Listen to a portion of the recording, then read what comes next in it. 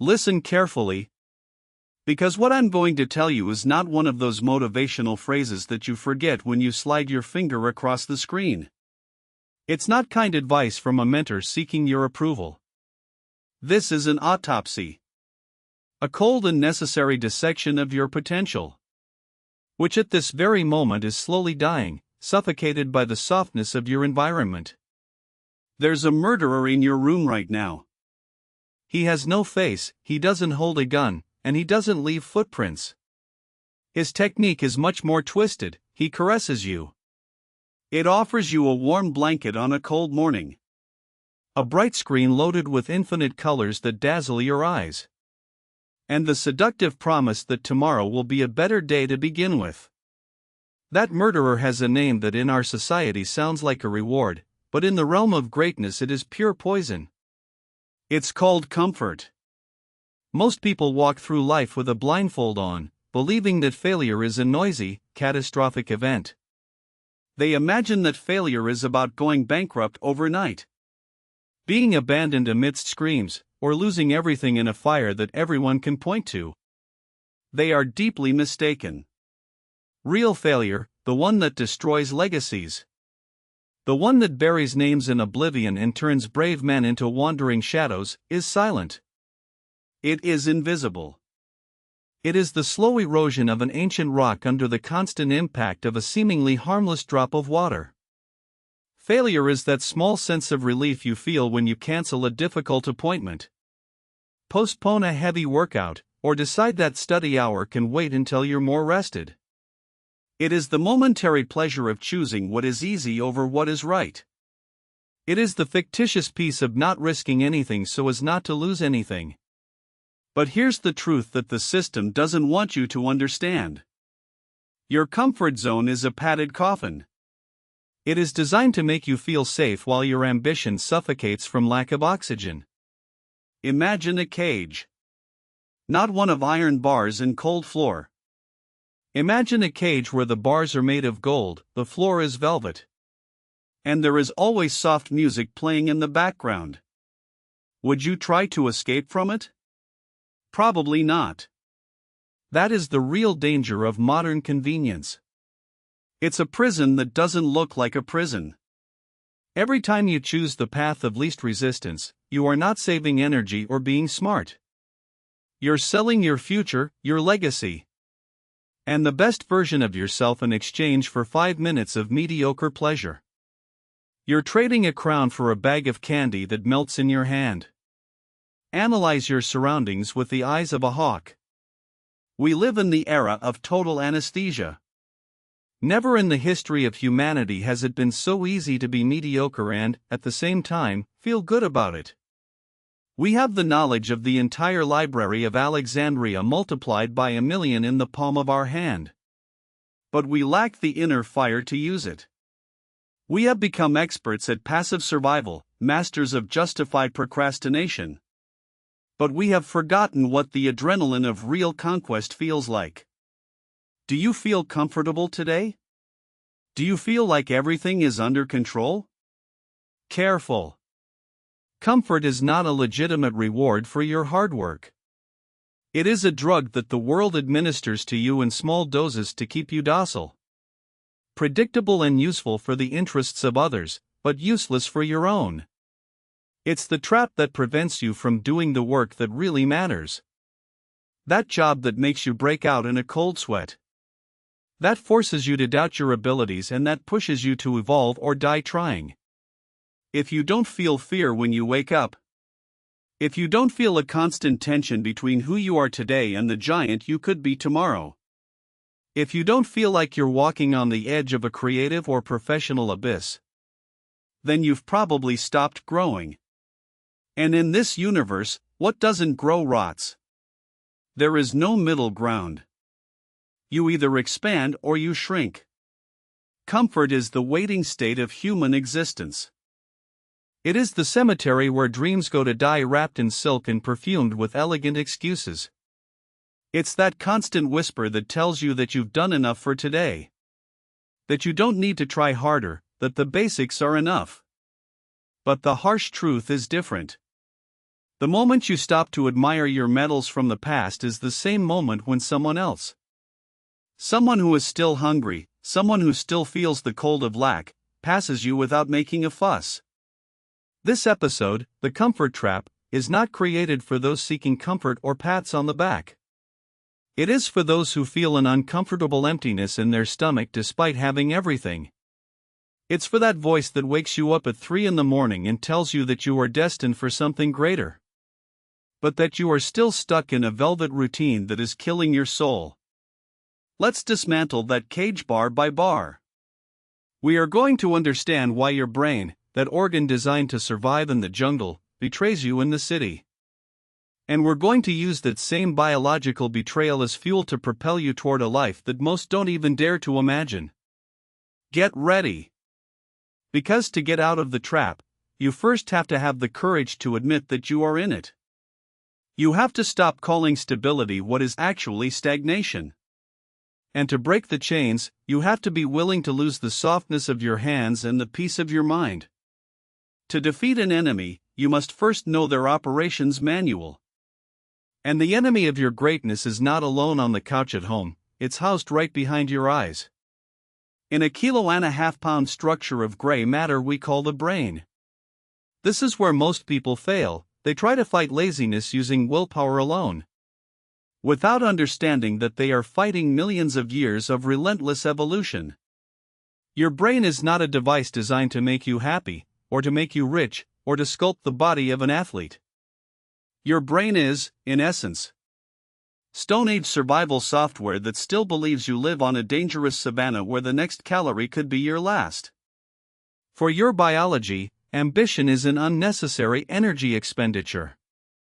For your genes, staying still is the most brilliant survival strategy ever. In the Pleistocene, energy was the most expensive and scarce resource in the universe. If an ancestor of yours found a honeycomb or prey, his brain ordered him to devour it all instantly.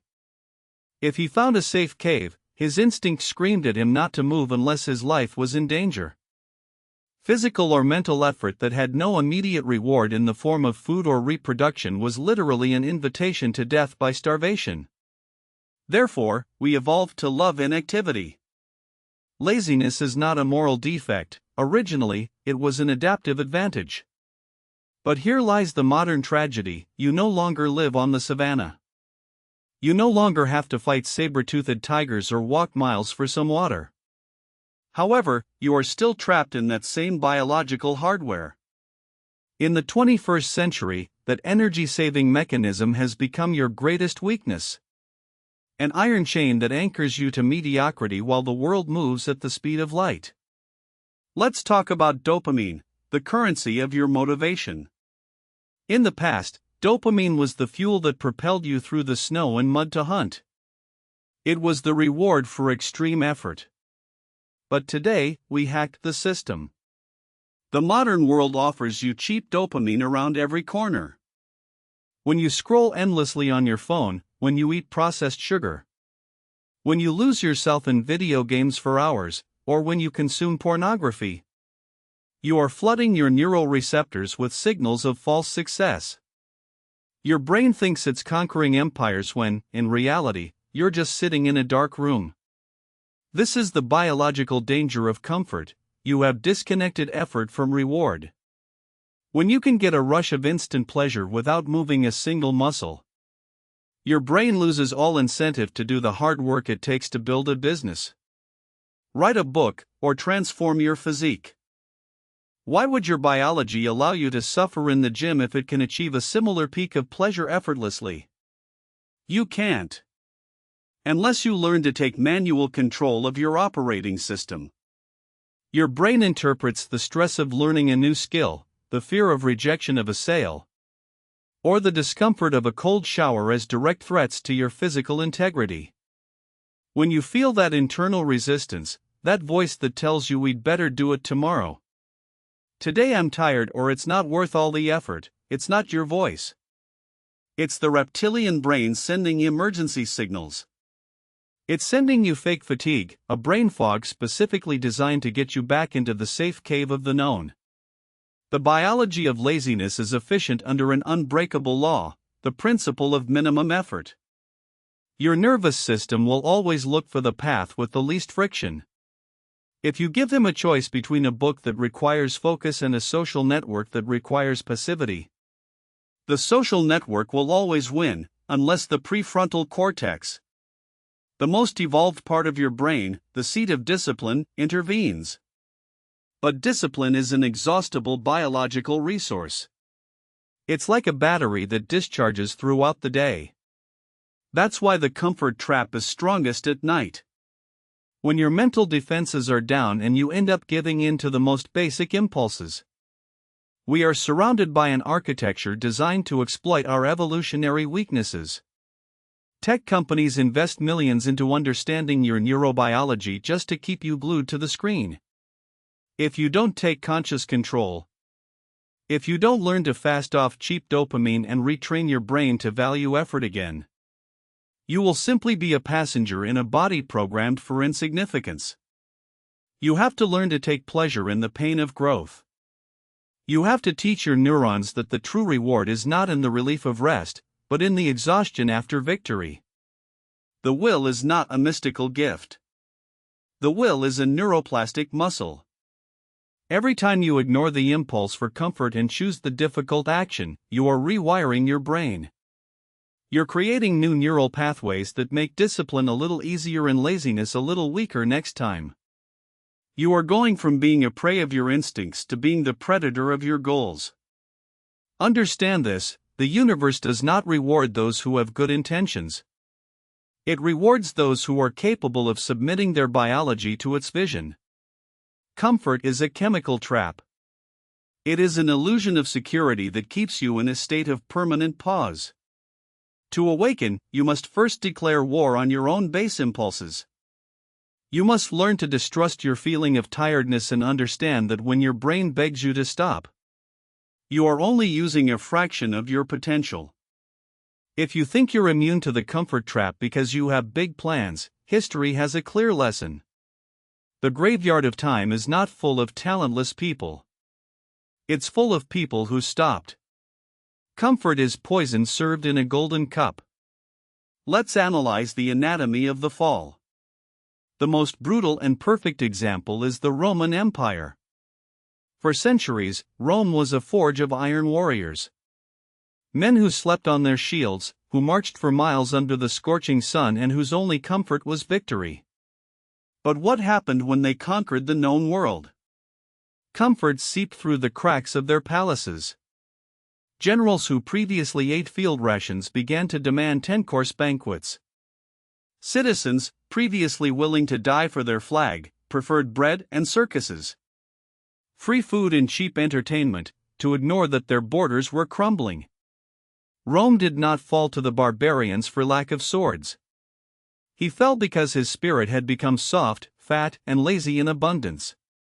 Comfort disarmed them before the first enemy crossed the Rubicon. This is the archetype of the sedated conqueror. It is the story of the entrepreneur who struggles with hunger, who sleeps on the floor of his office to build his company, but who, as soon as the first million arrives, changes discipline for unnecessary luxury. Stop innovating because it's already here. Stop waking up before the sun because you've already earned it. And in that precise moment of complacency, the market, which is a hungry predator, devours him alive. But the trap doesn't just lie in wait for great leaders, lurks in the archetype of the heir of comfort. This is the drama of our generation. We inherit a technology we did not build and a peace we did not win with blood. When you don't have to fight for the basics, you lose the ability to fight for the extraordinary. Comfort acts like an acid that dissolves resilience. If you've never been cold, the first strong wind will make you shiver. If you've never felt the hunger of lack, you won't have the fang to bite into opportunities when they present themselves. Let's think about the figure of Samson. In mythology, his strength was legendary, but his fall was not on the battlefield in front of 1,000 Philistines. His fall occurred in Delilah's lap, in a moment of rest, comfort, and blind trust. While he was sleeping peacefully, what made him special was taken away from him. That lap is your couch. That Delilah is your messaging application or your favorite series. They lull you until you lose your strength, and when you wake up, you are already chained. The anatomy of this trap always follows 3 fatal phases. The first is the justification phase. You start telling yourself that you deserve a break, that you've worked hard enough, that it's okay if you don't keep your word today. It's the time when you elevate your small achievements to the level of heroic deeds to justify your current laziness. The second is the atrophy phase. Here, your skills start to rust. Your mind becomes sluggish because you no longer challenge it. Your body becomes heavy because you no longer demand it. You get so used to the softness that any slightest friction seems like an unbearable drama. You become fragile. The third and last is the phase of irrelevance. It's when the world realizes that you no longer have anything to offer. That you have become just another piece of furniture in the room. That your name no longer evokes respect, but pity or indifference. It is the fate of all those who chose the safety of the harbor instead of the fury of the ocean. Look at the companies that dominated the world just 20 years ago. Giants that seemed immovable. Where are they today? Many disappeared because they became too comfortable with their business model. They thought that the future would always be the same as the present. They ignored the coming storm because their offices were too luxurious and their chairs too ergonomic to stand up and look out the window. Comfort is selective blindness. It makes you ignore your weaknesses and overestimate your strengths. It makes you believe that yesterday's success entitles you to today's success, when the reality is that success is rented, and the rent is paid every day with effort, sweat, and discomfort. Don't let your story be that of a could have been. Don't allow the archetype of decadence to be written with your name. Whenever you feel like life is too easy, scare yourself. If there is no resistance, there is no flight. Planes take off against the wind, not with it. If your current life has no headwinds, it's because you're not moving, or worse, because you're in a tailspin and haven't felt the impact yet. Recognize the symptoms of cheating in your own life. Do you surround yourself with people who never question you? Do you avoid difficult conversations? Have you stopped learning things that make you uncomfortable at first? If the answer is yes, the barbarians are already at your gates and you are at the banquet, celebrating a victory that no longer belongs to you. It's time to throw the golden cup on the floor, get up from the table and return to the forge. Because iron only becomes a sword when it is subjected to fire and the blow of the hammer. Never when it rests on velvet. You've heard the autopsy of your potential. You have understood the betrayal of your own biology and you have seen the corpses of empires that rotted in the silk. Now, the question is not if you are in the trap, because we all are to some extent. The question is if you have the courage to set fire to the cage even if you are inside. Welcome to the warrior's awakening. But get the image of a movie soldier in shining armor out of your head. The 21st century warrior does not fight in mud trenches. He fights in the trenches of his mind against the desire to sleep 10 more minutes. Fight on the battlefield of your desktop against the browser tab that promises distraction. His enemy does not shout, he whispers reasonable excuses in her ear. To wake up, the first thing you must do is kill your current self. That character that you have built to fit in, to be comfortable, to not bother anyone and to feel safe, has to die today. You cannot become the person you are meant to be if you continue to hold on to the person you are now. Metamorphosis is a violent process. The caterpillar does not become a butterfly peacefully. His body completely unravels to reorganize itself into something higher. Awakening begins with a decision that most consider crazy, to voluntarily embrace useful suffering. In a world that sells painkillers for every little pain, the warrior seeks the pain that builds. He looks for the cold water shower that takes his breath away. Because he knows that there he is regaining control over his instincts. He looks for the difficult book that makes his head hurt. Because he knows that there he is expanding his mental territory. He seeks out the gym when his body begs for rest. Because he knows that true strength is forged when motivation has died and only pure and simple discipline remains. You have to understand the law of reverse discomfort. If you choose what is easy today, your life will be difficult tomorrow. If you choose what is difficult today, if you enter into friction. If you expose yourself to rejection and real effort, your life becomes simpler, more stable and more powerful over time. There are no shortcuts. Everything you avoid today accumulates, and everything you face becomes an advantage. Look at your hands. Look at your life. When was the last time you did something that really made you uncomfortable? When was the last time you felt like something was at stake? If you can't respond, you're not resting, you're asleep on the move. You are operating in savings mode while time continues to tick. The alarm clock has been ringing for years. The difference is that today you are not going to postpone it. The change begins with a zero-tolerance code. From this moment on, you stop negotiating with your mind. When the alarm clock rings, you get up. When the plan indicates work, you execute.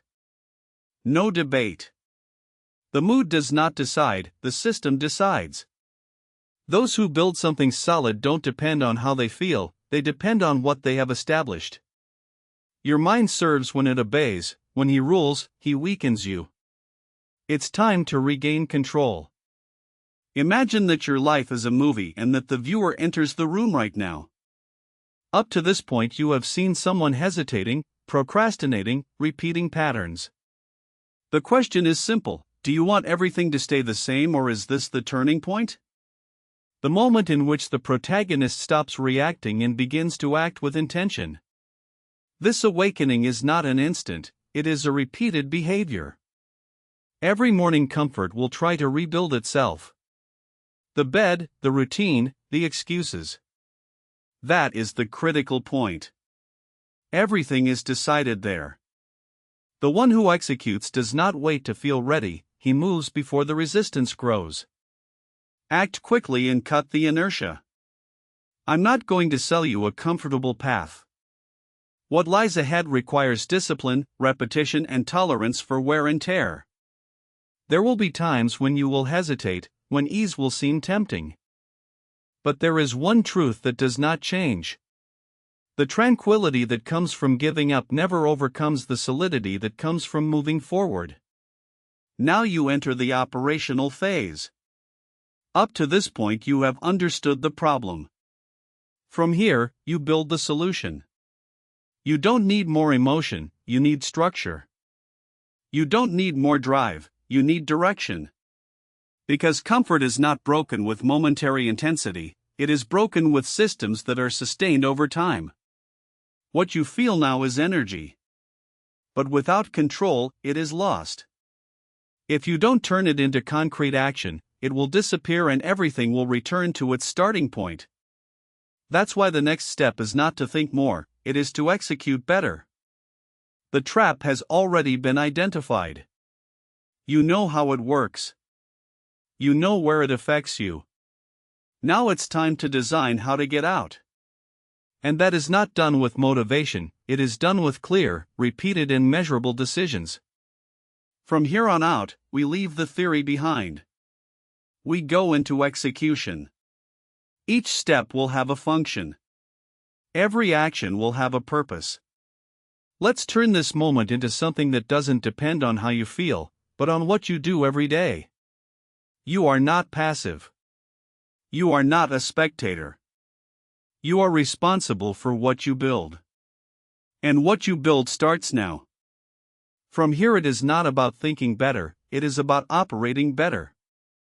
The difference between someone who advances and someone who stays the same is not in what they know. It is in what they do repeatedly without negotiating. First rule: single block of focus. Every day you have to build at least one block of work without interruptions. 90 minutes. No cell phone, no distractions, no task changes. Just one thing. If you can't hold 90, you start with 60, but you hold it full. This block is the basis of everything. Without this, there is no real progress. Second rule: elimination of unnecessary friction. Everything that doesn't add up is cut. Notifications out. Attention-consuming apps out during the block. The environment is designed before working, not during. You don't decide hot, you decide cold and execute without questioning. Third rule: visible order. Your workspace has to reflect clarity. If your environment is saturated, so is your mind. Before you start, clean. It's not aesthetics, it's functionality. What you see influences what you do. Fourth rule: immediate start. You don't wait to feel ready. You start even if you don't feel like it. Action precedes motivation, not the other way around. Every time you delay starting, you reinforce the habit of avoidance. Every time you start unwillingly, you reinforce control. Fifth rule: mandatory closure. Every block ends with a clear point. Either you finish the task or you define exactly the next step. You never leave work open without direction. This eliminates next day friction. Now understand this. You don't need to do more things. You need to do less, but better. The problem is not lack of time, it is dispersion. When you concentrate, you move forward. When you divide, you stay the same. Simple example. Two people have the same goal. One works intermittently, changes tasks, checks the phone, gets distracted. The other blocks 90 minutes a day without fail. In a week, the difference is small. In a month, it is visible. In 3 months, it is irreversible. This is not theory. It is accumulation. Okay, I got it. When you lose yourself for hours in video games or consume pornography, you are flooding your neural receptors with signals of false success. Your brain believes that it is conquering empires, that it is reproducing with the best opportunities in the tribe, or that it has found an immense treasure. But the reality is different. You're sitting in a dark room, with the blue light from the screen reflecting in your eyes, while your real life dims from lack of attention. This is the ultimate biohazard of comfort. You have disconnected effort from reward. In nature's original design, to feel good you had to do something difficult. To eat, you had to hunt. To feel safe, you had to build. Today you can get a dopamine spike greater than that of a warrior returning from battle without leaving the couch. When you saturate your brain with this cheap dopamine, you raise your pleasure threshold. Then the activities that really build your future, like studying, programming, or training, start to seem unbearably boring. It's not a lack of talent.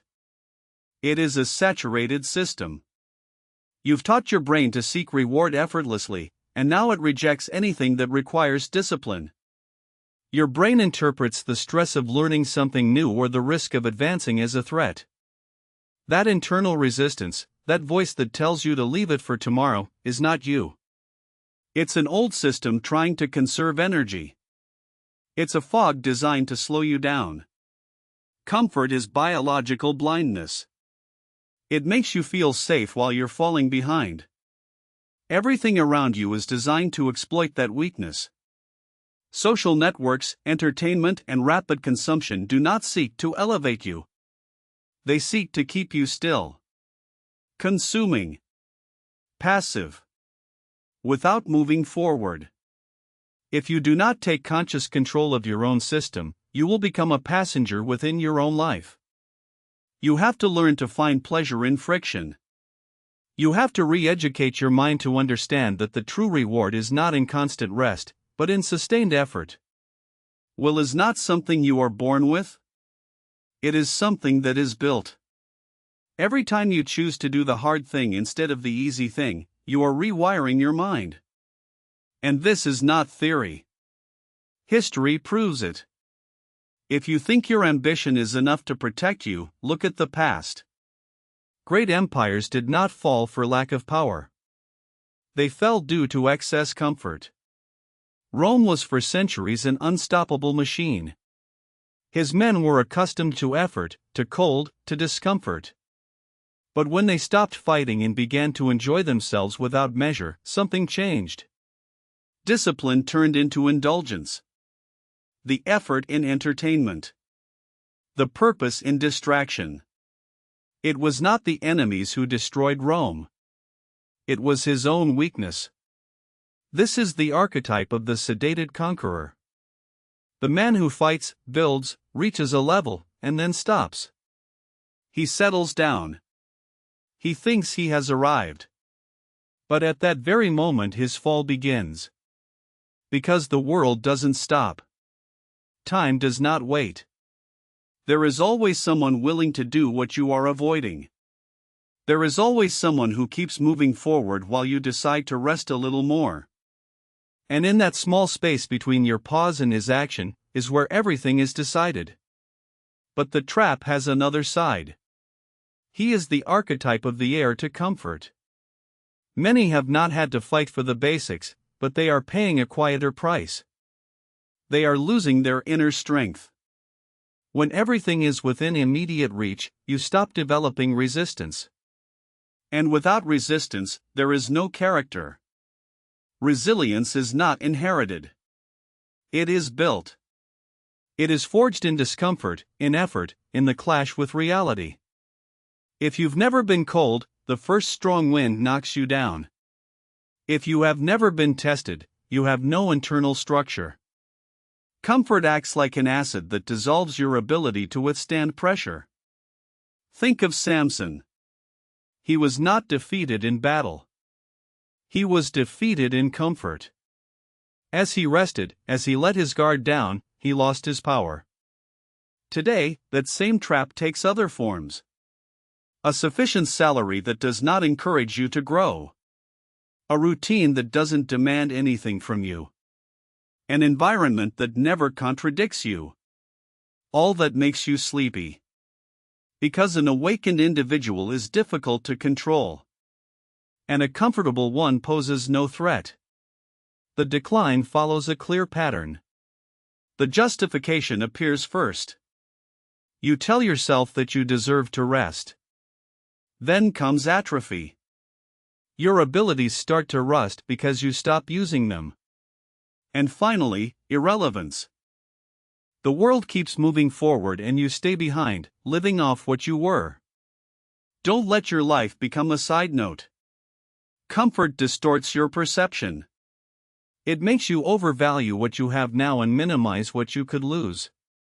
If you don't feel the need to improve, you are already in decline. It's time to get up. To leave the banquet. To return to the land where something real is built. The mind is like a blade. If it is not used, it deteriorates. And when you want to cut again, it's too late. If you've come this far, you can no longer say that you didn't know. You know your mind can trick you. You know that history punishes passivity. Now it's time to look inside. Because comfort is not just an environment. It is a mental structure. An architecture that you have built to avoid facing the truth. Most live inside a simulation. They surround themselves with references that validate their current state. People, habits, environments that make them believe they are moving forward when in reality they are stopped. This structure has 3 pillars. The first is the circle of echoes. Observe the people you spend the most time with. If no one demands more from you, if no one pushes you, if you are always right, you are in a dangerous zone. There is no growth without friction. A comfortable environment is an environment that limits your evolution. The second is false ownership. The belief that you deserve something because of what you did in the past. The world doesn't work like that. Nobody owes you anything. Only what you do now counts. What you contribute today. Thinking that the past guarantees your future is a way of staying still. The third pillar is achievement myopia. You celebrate small advances as if they were final goals. You achieve something and lower the intensity.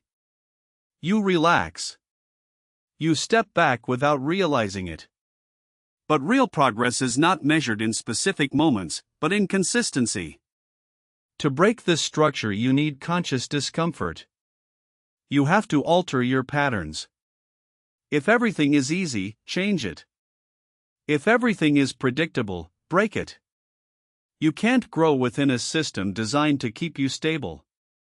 Awakening is not a specific moment. It is a constant state of attention. It is understanding that each phase of calm is just an interval. And if that interval becomes too long, it is a sign that you have stopped moving forward. Look at your surroundings. If there is no pressure, if there is no challenge, if there is no clear direction, you are in maintenance. And long maintenance is decay. Your nature is not designed to sit still. It is designed to expand, to adapt, to overcome resistance. When you choose constant comfort, you are weakening that system. You are feeding a part of you that seeks the easy and abandoning the part that builds. And over time, that difference becomes irreversible. It's time for intentional violence against your habits. Not physical violence, but absolute rigidity. You have to become a dictator of your own time. Freedom is not doing what you want when you want. That is slavery to your impulses. True freedom is the ability to obey yourself when you give yourself a difficult order.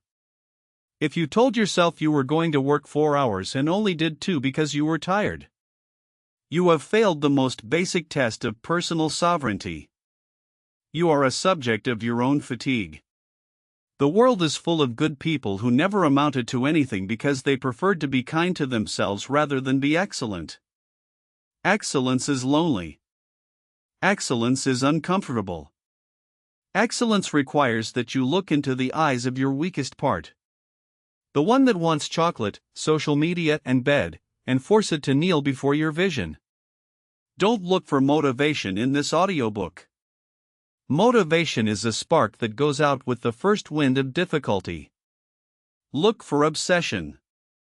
Obsession is the only thing that survives when comfort tempts you with its siren song. Obsession is what keeps you in front of the Python screen when your eyes are burning. It's what makes you write the script when you'd rather be sleeping. It's what makes a common man MentorNoriegaIA. From now on, every time you feel relief from not having to do something difficult, I want you to feel a shiver of alertness. Because that relief is the sign that the trap has caught you again. Learn to love the nausea of growing up. Learn to appreciate the exhaustion that makes you feel like you've left everything on the battlefield. Only when you are completely empty of excuses will you be ready to be filled with real power. Enough philosophy. Inspiration is the entertainment of those who don't have a plan. If this audiobook ends and you continue doing the same thing, you will have wasted almost an hour of your life. And time, unlike money, cannot be recovered. To get out of the convenience trap, you need an execution architecture. You need to turn your will into an operating system that does not depend on how you feel when you wake up. The warrior does not wait to feel like it. The warrior has an assault protocol. The first battlefield is 0 hour. The moment you open your eyes.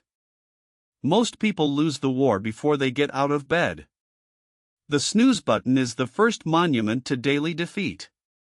Every time you press it, you're telling your subconscious that your dreams can wait for 10 more minutes of cheap pleasure. You are training your brain to be a negotiator of broken promises. Your first protocol is the ground contact rule. There is no thinking, there is no debate, there is no review of notifications. As soon as the alarm goes off, your feet hit the cold floor.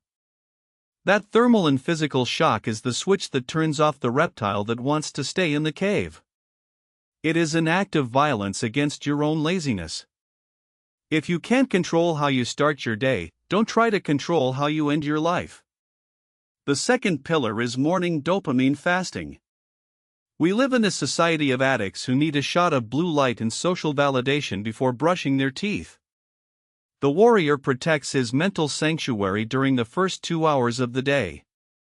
There are no social networks, no emails, no news from the outside world. Those 2 hours belong to your vision. It's time for deep work. If you give your brain easy dopamine as soon as you wake up, you have ruined your ability to concentrate for the rest of the day. Learn to be bored. Learn to be silent with your goals. Creativity is born from emptiness, not from constant noise. Third protocol: voluntary discomfort. To keep your edge, you must purposely seek friction. If you can shower with hot water, choose cold water. If you can take the elevator, take the stairs. If you can eat something tasty and quick, choose nutritious and disciplined. It's not because of masochism. It's for conditioning. You are teaching your nervous system that you are in charge, not your comfort impulses. You are creating a mental callus. A man who voluntarily submits to cold, controlled hunger and physical exertion is a man who cannot be easily broken by life. Comfort makes you fragile. Friction makes you anti-fragile. Let's now talk about the assault on productivity. Most people are busy, but they don't produce anything. They confuse movement with progress. Being comfortable at work means doing the easy tasks. Responding to irrelevant emails and organizing folders while what really moves the needle is left collecting dust. The warrior applies the principle of the single objective. Identify the task that generates the most resistance, the one that makes you feel a knot in your stomach. The one that requires all your cognitive capacity, and do it first. No excuses. Without preparing to do it. Attack the core of the problem when your willpower battery is at 100%. Everything else is secondary. If you haven't done the hard thing, you haven't done anything. But this protocol is of no use if you do not have a gap closure. At the end of each day, you must perform a relentless audit. Look in the mirror and ask yourself if you have been the predator of your goals today or the prey of your impulses. Don't lie to yourself. Self-pity is the poison of excellence. If you failed, admit it, feel the impact of breaking your word. And use it as fuel so that it doesn't happen again tomorrow. Well-directed discomfort is a powerful transformation tool. Acceptance of mediocrity is a sentence of stagnation. Understand that the environment is stronger than the will. If your room is full of distractions, you will become distracted. If your social circle is lazy, you will be lazy. The warrior designs his battle environment. Eliminate applications that steal your time. Stay away from people who are not hungry. Surround yourself with visual reminders of why you are fighting. Your environment should be a reflection of your ambition, not a museum of your vices. The comfort trap is an expert at using the word balance to seduce you. They will tell you that you need balance in your life. But no great work in the history of humanity was built from lukewarmness. It was built with obsession, with temporal imbalance, and with an intense focus that leaves no room for dispersion. The balance is for those who have already won or for those who never wanted to compete. If you want to make a mark, you have to be willing to burn ships and live on the frontier of the possible. Does it hurt you to hear this? Good. Pain is the sign that the truth is colliding with your own limitations. That sting is the awakening of your conscience. Don't anesthetize it. Use it to get up. From this moment, your life is divided into two paths. action, or excuse. There is no gray area. Every second you spend justifying why you are not where you want to be is a second you give to comfort to reinforce your chains. Freedom is not free. It is paid with daily discipline. This assault protocol is your new constitution. It is not a suggestion. It is the law you decide to live by. Because out there are thousands of people with more talent, with more resources, and with more luck. But if you have a relentless assault system and they only have comfortable desires, you will end up on top of them all. The perseverance of the warrior defeats the talent of the lazy 100% of the time. Prepare your mind. In the next block, we are going to talk about the loneliness of the leader and the final price you must pay for greatness. Because the top is beautiful, but the road to it is the loneliest and most hostile place you will ever know. Are you willing to pay the price, or are you going back to what's comfortable? You have reached the end of this sound journey, but you are barely at kilometer zero of your true existence. We have talked about biology, history, protocols, and traps. But now, before you turn off this audio and return to your world, we must talk about the most uncomfortable truth of all. Greatness is lonely.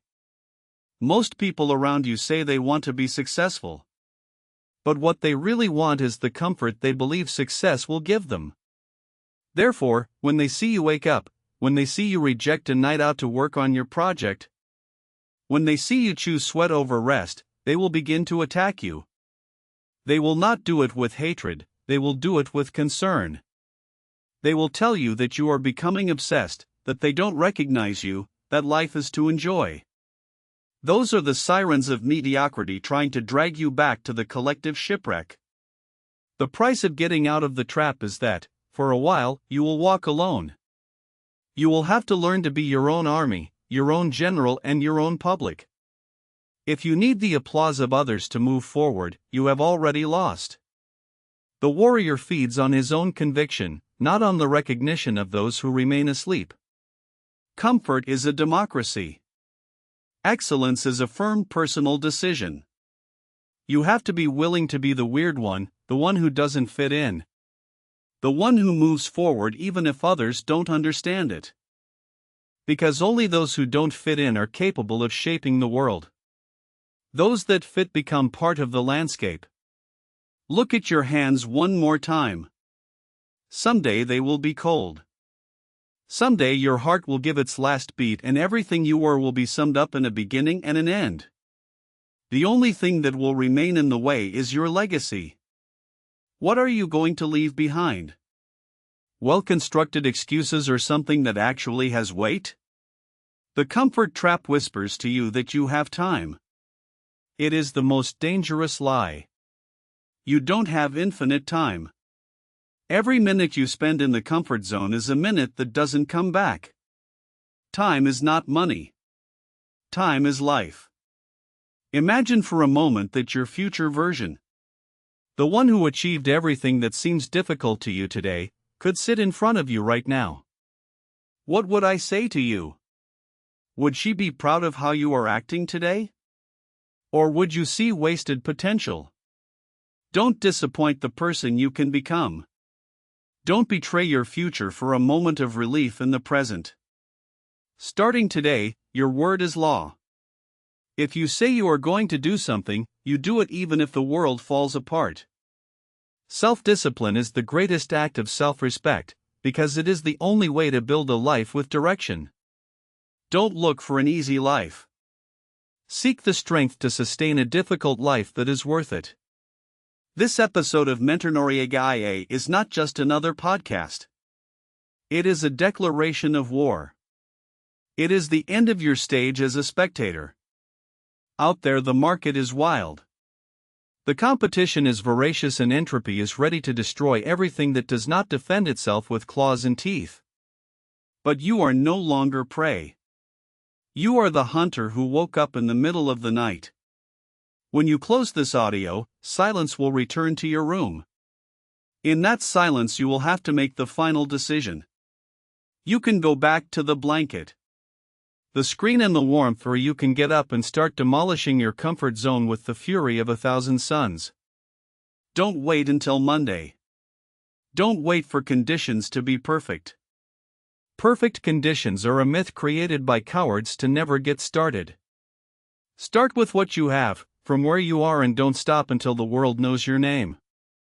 The universe has no compassion for those who give up but moves aside to make way for the man who knows where he is going. You already know the way. You know the price. You know the risks. Now all that remains is the action. I'm MentorNoriegaIA, and I've come here to remind you of who you really are before comfort made you forget.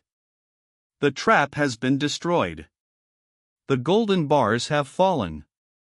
The air of freedom is cold and sharp, but it is the only air that the lungs of a conqueror should breathe. Get up. Get out there.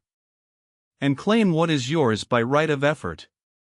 History is watching you. Don't make her yawn. Make it tremble.